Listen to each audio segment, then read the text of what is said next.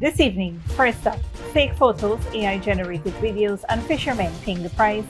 Doctored content about the MV Barima tragedy has scared people away from eating fish, and President Ali is now ordering a review of penalties for AI misinformation.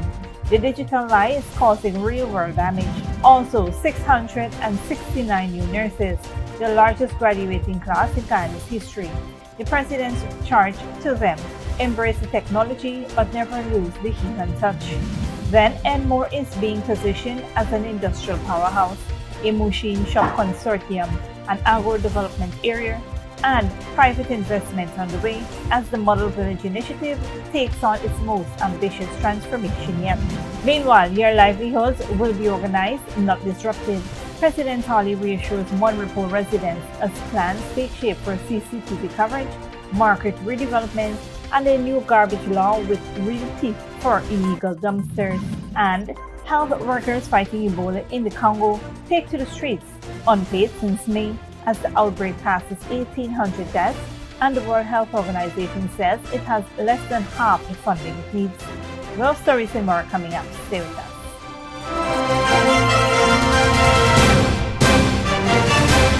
Welcome to this broadcast of Channel 2's Headline News Update for August 7th, 2026. I'm Bibi Bacchus. Thank you for joining us. First up, 2 men from Quarantine Berbice have died after a deadly altercation turned into a stabbing on Water Street, Georgetown earlier today, prompting the arrest of a suspect and a police investigation. The deceased have been identified as 23-year-old Junior Brown, a vendor known on Water Street, and 36-year-old Tyrone Captain of Eversham Village, Quarantine. The incident occurred around 9:30 a.m. in the vicinity of Bounty Supermarket and Munishwars Limited. According to police, Brown was stabbed once in the neck and ran from the scene before collapsing at the intersection of Commerce and Water Streets, where he was pronounced dead. Captain sustained 2 stab wounds to his neck and 1 to his left side chest. He later died while receiving treatment at the Georgetown Public Hospital Corporation. A fellow vendor who knew Brown said he had arrived at his usual spot shortly after 8 a.m., opened his stall, and told the colleague he would be back shortly.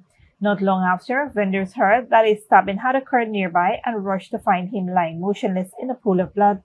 Initial information suggests the men were involved in an altercation before the stabbing, though the full circumstances leading to the confrontation remains unclear. Police have arrested a 29-year-old salesman of Industry East Coast Demerara, identified as Angelo Answick, in connection with the killings. A knife suspected to be the murder weapon was recovered at the scene. This is a developing story, and Headline News will bring further details as the investigation unfolds. Fake photos and videos linked to the MV Barima ferry tragedy have hit fishermen where it hurts: their wallets. And now, President Dr. Mohamed Irfaan Ali is stepping in. Speaking at a community meeting in Mon Repos on Thursday, the president revealed that after the July 18 disaster, doctored images and AI-generated videos started spreading online, twisting the facts about what actually happened. The problem? People got so unsettled by the fake content that many became scared to eat fish, and local fisher folk have seen their sales drop as a result. One fisherman raised the issue directly with the president during a Model Village initiative consultation, where residents have a chance to air their concerns about what affects their day-to-day lives and livelihood. President Ali did not take the complaint lightly. He's now instructed Attorney General Anil Nandlal to review the current penalties for AI-generated misinformation, warning that this kind of fake content can cause severe harm on communities of societies. His message to Nandlal was blunt: I'm asking you to look at that. Beyond toughening penalties, the government also plans to launch a public education campaign, teaching people how to spot manipulated photos and videos online, and why falling for them can cause real damage, as the fishing community has just experienced firsthand. In other news, Enmore on the east coast of Demerara is being positioned as an industrial and manufacturing hub, with President Dr. Mohamed Irfaan Ali announcing Thursday that private sector investments are set to begin in the community under the Model Village initiative. Addressing residents, President Ali said Enmore's plans differ from other pilot communities due to its massive growth potential. Within 2 weeks, ministers will return to encourage youth to register with the Guyana Development Bank while government establishes an agro-development area. Plans also include forming a machinist consortium from the nearby Gaisuku estate to build a machine shop and strengthening transport links to Ogle and Georgetown. Small businesses like mechanic and spray painting shops will be relocated from residential streets over noise and environmental concerns. Minister of Health Dr. Frank Anthony's technical presentation detailed Enmore's roughly 408 acres, 8,000 households, schools, churches, and a hospital, alongside challenges including flooding, poor lighting, and derelict vehicles. Using Station Street as a model, he showcased proposed paved walkways, drainage systems, and bridges. The plan also includes an industrial estate, upgraded market, solar lighting, 250 replacement utility posts, and expanded CCTV. Implementation will proceed in phases, starting with trench desilting through to final paving and landscaping. Stick around when we return. Ghana graduates largest ever class of nurses, and President assures Mon Repos residents we don't want to displace people as Model Village initiative unveiled.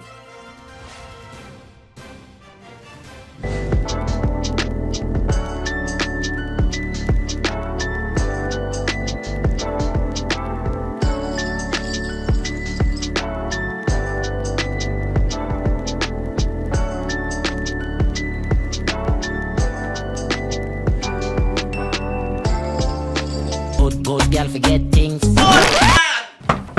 What's the problem, Granny? I want money for borrow for those surgery. I was dancing and I fall and fracture my hip. If you need some quick money, you should check Lender's Jewelry and Pawn Shop. Lender's Jewelry and Pawn Shop, Lot 238 South Road Border, Georgetown. Get jewelry made to order in just 72 hours. We also accept vehicles. Lender's, best rates, longest payback period. Boys, I get through. Plus, I could dance again. Lender's Jewelry and Pawn Shop.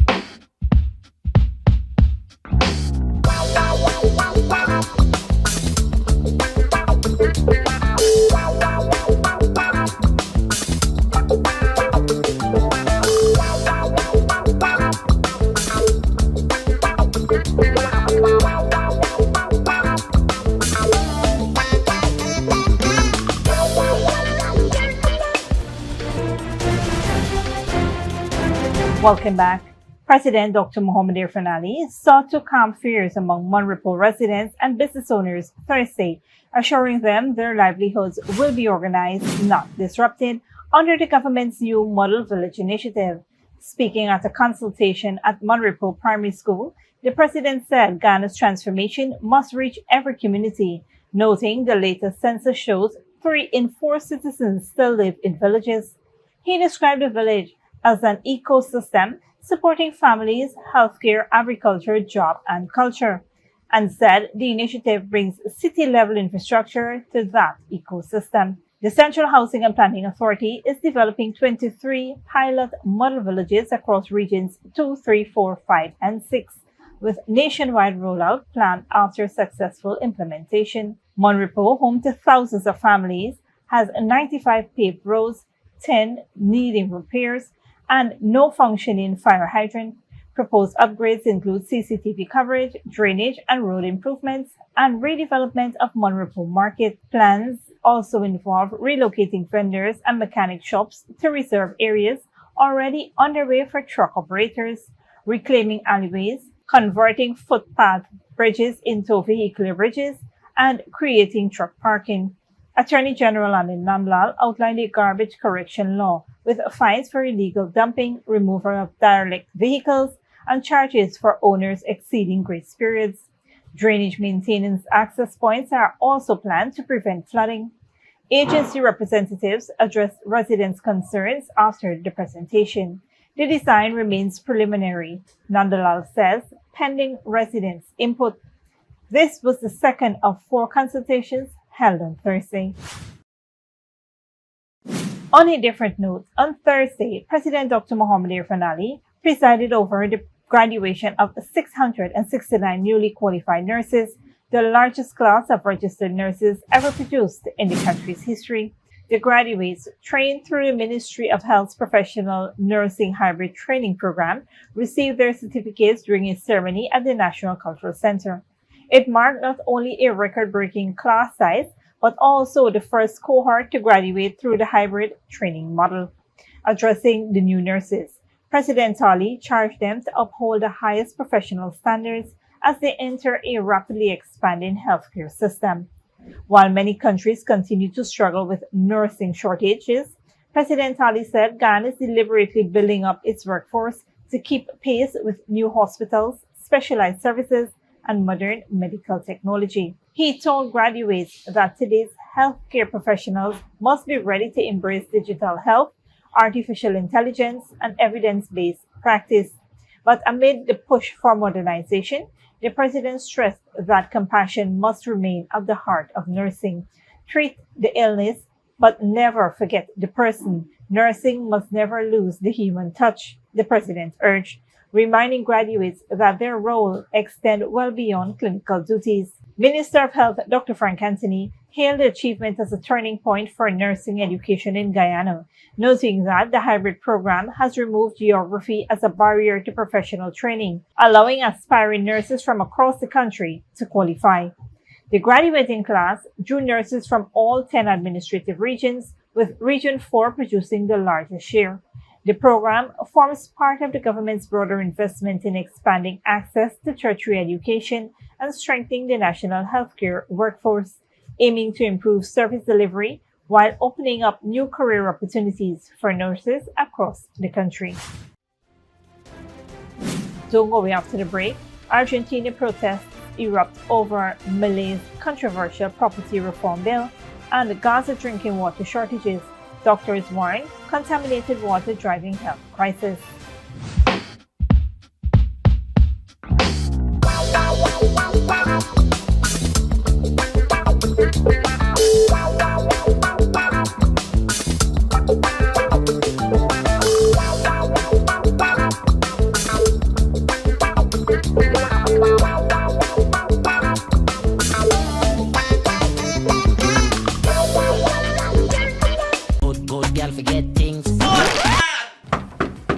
Problem, Granny? I want money for borrow for those surgery. I was dancing and I fall and fracture my hip. If you need some quick money, you should check Lender's Jewelry and Pawn Shop. Lender's Jewelry and Pawn Shop, Lot 238 South Road Border, Georgetown. Get jewelry made to order in just 72 hours. We also accept vehicles. Lenders, best rates, longest payback period. Boys, I get through. Plus, I could dance again.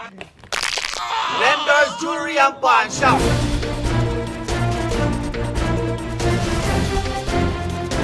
Welcome back. Now we take a look at what's happening in the region and around the world. Good evening, I'm Dominic Kittens tonight. Venezuela's government and opposition begins US-backed talks on a democratic transition. Thousands march in Buenos Aires against Malay's property reforms.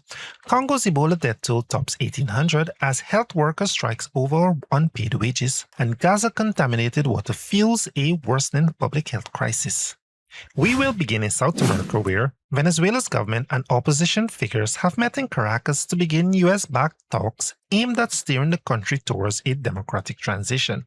The dialogue, described as the first promoted and partly led by the United States, follows the ousting of former President Nicolas Maduro. Key opposition leader Maria Corina Machado and Edmundo González Urrutia remain in exile, but say they will monitor the negotiations closely. Thousands of protesters have taken to the streets outside Argentina's Congress in Buenos Aires to oppose a controversial property reform bill backed by President Javier Milei's government. Al Jazeera's Teresa Bu reports. The country is not for sale, are singing these people right in front of Argentina's Congress, protesting against the latest attempts by President Javier Milei to attract foreign investment in Argentina.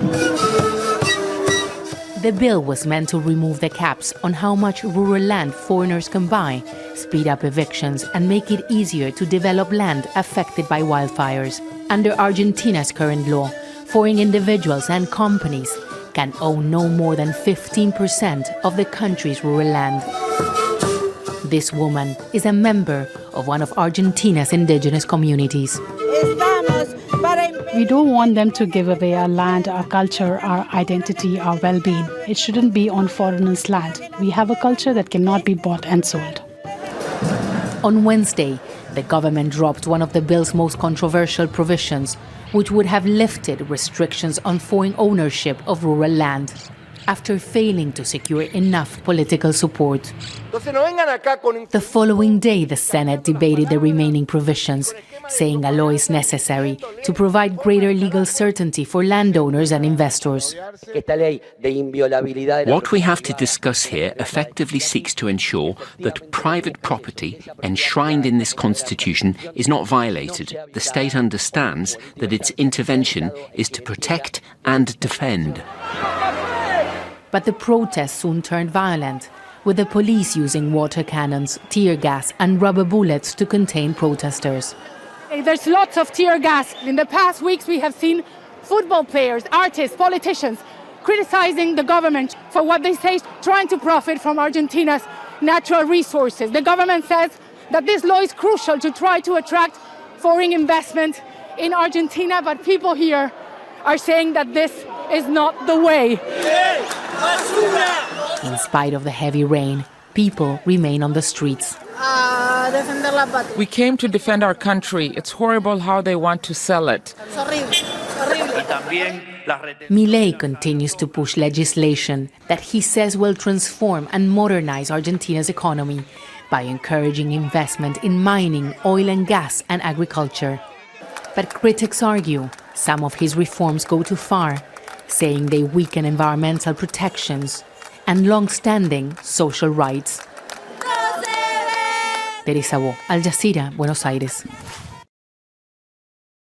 Health workers battling the Ebola outbreak in Eastern Democratic Republic of Congo have staged protests in Ituri province demanding wages unpaid since mid-May. The World Health Organization says it has received less than half the fund needed for effective response. Nearly 4,000 people have been infected and more than 1,800 have died. Al Jazeera's Felix Nwara reports. Wiza Bondele is on the front lines in Bunia, fighting against the fastest growing Ebola outbreak on record. He's among specialized health workers trying to contain the highly infectious Bundibugyo strain. The risks involved in the job are not new to Bondele, but health workers like him say they've gone for months without pay, and going on strike is a risk to gains so far made in the fight against Ebola. We went on strike because we saw that we were working under dangerous conditions and sacrificing our energy. You find yourself in a situation where patients are vomiting blood and you have to clean it up. We face those kinds of risks. We deserve both our allowance and our salary. When we realized that the authorities were saying nothing about our pay, we decided to go on strike. Ituri province in eastern DRC is the epicenter of the latest Ebola outbreak. Many health workers there are threatening to down their tools of trade. Rallying at the governor's office, they say the government owes them wages that date back to mid-May. Without the effort of nurses, doctors, and hygienists, you can't defeat Ebola. We're fighting this without even being acknowledged. We put our lives and those of our families in danger. Because if I'm hit by the epidemic, my wife, my children, and my parents at home would also be infected. The World Health Organization says it's received less than half of the funds pledged for an effective response to the outbreak. But with resources constrained, Ebola is now active in 5 provinces in the DRC. Nearly 4,000 people have been infected and more than 1,800 have died. Officials in the DRC are blaming payment delays to logistical challenges. But the UN warns that any disruption to the response on Ebola makes it even more difficult to reach communities and quickly break transmission. Felix Nwara, Al Jazeera. In Gaza, access to clean drinking water is becoming increasingly limited as damaged infrastructure forces people to rely on unsafe sources. Doctors warn contaminated water is worsening a growing public health crisis. Al Jazeera's Hani Mahmoud reports. Every day begins with the same search, not for food, but for water. For hundreds of thousands of Palestinians, finding enough water to drink, cook, and wash has become a daily challenge. Months of war have severely damaged Gaza water networks, pumping stations, and sewage systems, forcing many families to rely on untreated groundwater. But people told us even the officially treated water supply from the Mekarot pipeline in Israel can cause issues. Water is not only scarce, but the water supplied by charitable organisations, such as the Mekaro supply, often has an unpleasant taste and causes stomach pain after drinking it. When I leave the water in a bucket overnight, sediment settles at the bottom. My sister is a kidney patient, and contaminated water puts her health at serious risk. Doctors are saying they're treating increased number of patients with illness linked to water contamination, and the children are among the hardest hit. This health crisis begins beneath the ground, and the damaged facilities are increasingly determining whether people stay safe. A recent assessment by Gaza Water and Health authorities found that many municipal wells contain dangerously high level of salt, while others fail to meet the drinking water standards. Laboratory tests by the Palestinian Water Authority, the Ministry of Health, and the municipal water departments found widespread contamination, leaving only a limited number of wells safe without a treatment. The rise in water salinity is mainly due to the lack of replacement parts, which has reduced the plant's efficiency, and the continued over-extraction of groundwater. In Deir al-Bala, total dissolved solids have doubled.